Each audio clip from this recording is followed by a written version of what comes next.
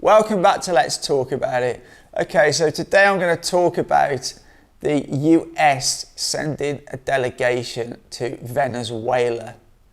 Now, all this has come about because a day or two ago, Biden announced pretty much a ban on Russian oil and gas. Now, just interestingly, the US don't actually rely a whole lot on Russian oil and gas. It actually makes up a very small part of their energy needs. Interestingly, they did try to get Europe to also sort of ban the import of Russian oil and gas, but as Russia makes up about 40% of Europe's energy, there is no way that's going to happen. And Germany came out and flatly said that's not going to be a thing. And you've got some people in the European Union saying that within a year that they're going to try and replace 60% of the energy that they take from Russia. Now, I don't know who they've been speaking to, but it will take realistically a lot longer than that.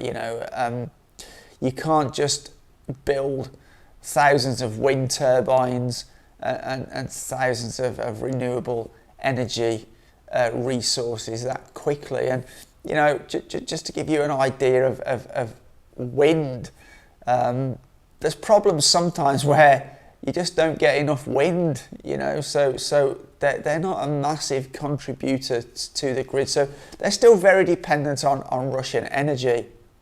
But what's kind of funny, obviously Biden's announcement has caused the price of oil to increase, gas to increase. And as I mentioned a couple of days ago, there's also a lot of other commodities on the market that are increasing significantly at the moment. So this is going to cause major issues to European industry. So to some extent, because US's oil imports are relatively low from Russia, they're kind of a little bit shielded. They're obviously still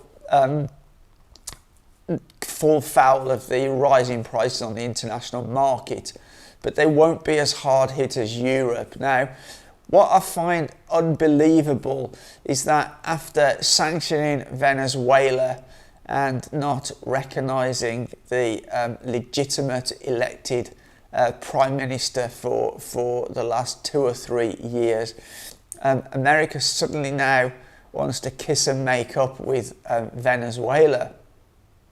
And they have sent a delegation to meet with the president there, who it appears that they now seem to recognise, and they will be hoping to do a deal to buy Venezuelan oil.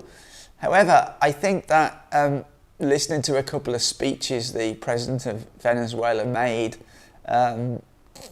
recently, it appears that I don't think that Venezuela will throw Russia under the bus. They're quite close with Russia.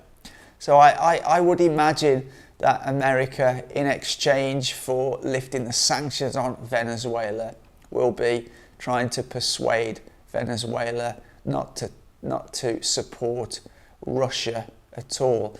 And it's also interesting to note that America are quickly trying to rush through this new nuclear agreement with Iran because, again, they want to buy oil. But as I think I've previously mentioned in a video, I think a lot of the Iranian oil is already contracted to China. I just want to make one last comment here. I keep hearing in Western media that the world is sanctioning Russia for the invasion of Ukraine.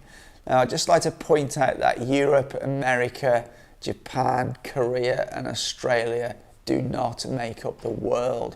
They're actually quite a small part of the world. There are many more countries that have not imposed sanctions on Russia. Anyway, that's my thoughts on it. Let me know what you think in the comments down below. But as always, for now, take care.